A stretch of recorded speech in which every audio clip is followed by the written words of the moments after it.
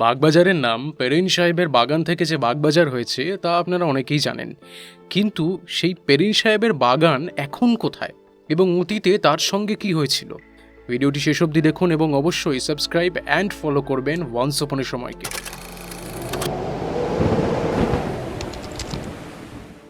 শোনা যায় নাকি চার্লস পেরিনের সেই বাগান বাড়িতে কলকাতার সাহেবরা তাদের পরিবার পরিজন নিয়ে মাঝে মাঝেই বেড়াতে আসতেন সন্ধ্যেবেলা। কিন্তু 1746 নাগাদ যখন ইংরেজরা সুতানুটি ছেড়ে চৌরঙ্গির দিকে চলে যায়, তখন সেই বাগানে সাহেবদের আনাগোনা একেবারেই নাকি বন্ধ হয়ে যায়।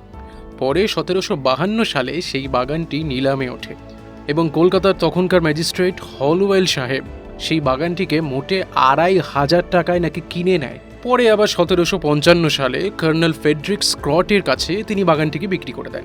এই কর্নেল ছিলেন পুরনো ফোর্ট উইলিয়াম দুর্গের সেনাধ্যক্ষ এবং ওয়ারেন হেস্টিংসের প্রথম স্ত্রী মেরির বাবা এখানে ওয়ারেন হেস্টিংস।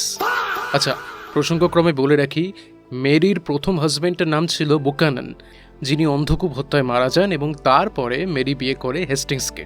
সিরাজের সঙ্গে যুদ্ধে পরাজয়ের পরে ইংরেজরা পালিয়ে যখন ফলতায় আশ্রয় নেয়, সেই সময় ওদের দুজনের আলাপ হয়েছিল। শোনা যায় মেরির পিতা নাকি সেই বাগানে একটা বারুদের কারখানা তৈরি করেছিলেন। পরে অবশ্য তিনি যখন মারা যান তখন পুরো বিষয়টাই চলে যায় ইস্ট ইন্ডিয়া কোম্পানির হাতে, এবং বিষয়টা আপনার হাতেও আছে যে আপনি ভিডিওটাকে লাইক করবেন, কমেন্ট করবেন, শেয়ার করবেন এবং অবশ্যই পাশে থাকবেন ওয়ান্স আপন এ সময়ের।